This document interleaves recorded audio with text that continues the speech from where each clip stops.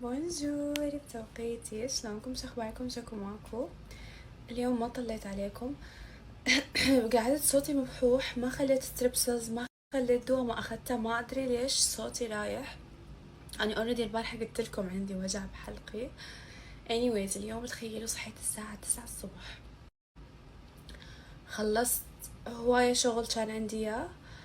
طلعت، رجعت للبيت، ريحت شوية، صراحة غفيت من التعب. اوكي مسحت ميك ابي وغفيت. هسه اريد اخلي ماسك على شعري بسرعة، يعني شغلة نص ساعة حخليه زيت، لانه لازم اروح للصالون اسوي ستايلينج، رح اسوي تسريحة بشعري، اسوي ميك اب، حسوي لوك حلو، عندنا تصوير، فهواية عندي امور. فقلت خل اطلع اسلم عليكم طالما هسه اني بالبيت ما عندي شي. بس ردت احكي لكم بنات عن هذا المنتج. شوفوا هذا خلص، هسه فتحت هذا.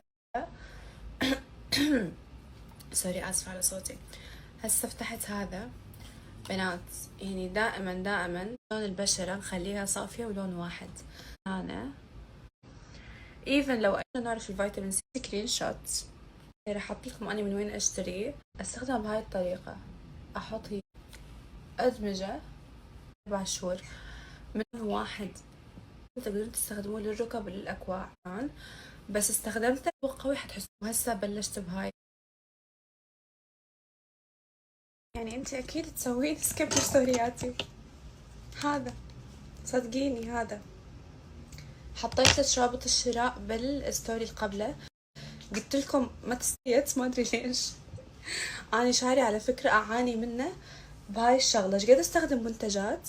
الشيء الوحيد اللي لحد الان ما لقيت له حل انه يزيت، يعني شعري انا كل يوم لازم اغسله. المهم انا استخدم هذا الزيت، اي زيت عندكم. استخدم الروزماري اللي هو زيت اكليل الجبل على شعري، اخليه هيجي على الفرق، تمام. اسوي له شويه مساج، يعني على السكالب بس اخليه. الروزماري كلش قوي، يعني اجتي فترة التزمت بيه، شنو شعري يعني ما شاء الله كل اسبوع القاه طولان شوية. فاخليه على الجذور، افرق الشعر هي. وانا هذا احبه لانه بيه ابليكيتر هاي. شوفوا على الفراغ بهالطريقة، لانه قلت لكم عندي لازم الحق اسوي لوك، يعني تصوير بين ما اسوي ستايلينج وميك اب كله نغسل شعر. فمو زين تستخدمون الزيت هواية، فاستخدموه مرتين بالاسبوع. يعني انتو اوريدي انا ما راح احكي هواي. انا هسه بلشت التزام، يعني لما قصيت شعري، لما شلت الاكستنشن سوري.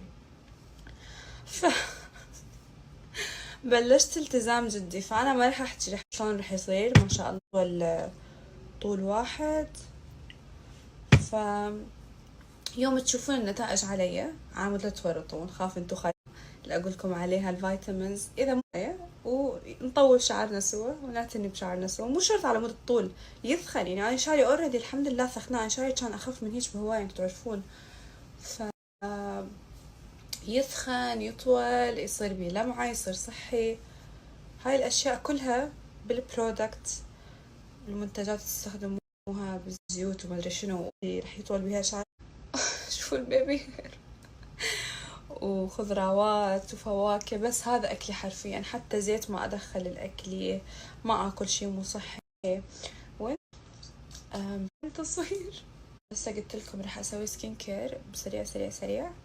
حطلع أسوي تسريحة بشعري. كيف حتسألون مال أفضل وتوصلون شعركم أموركم تمام. أموركم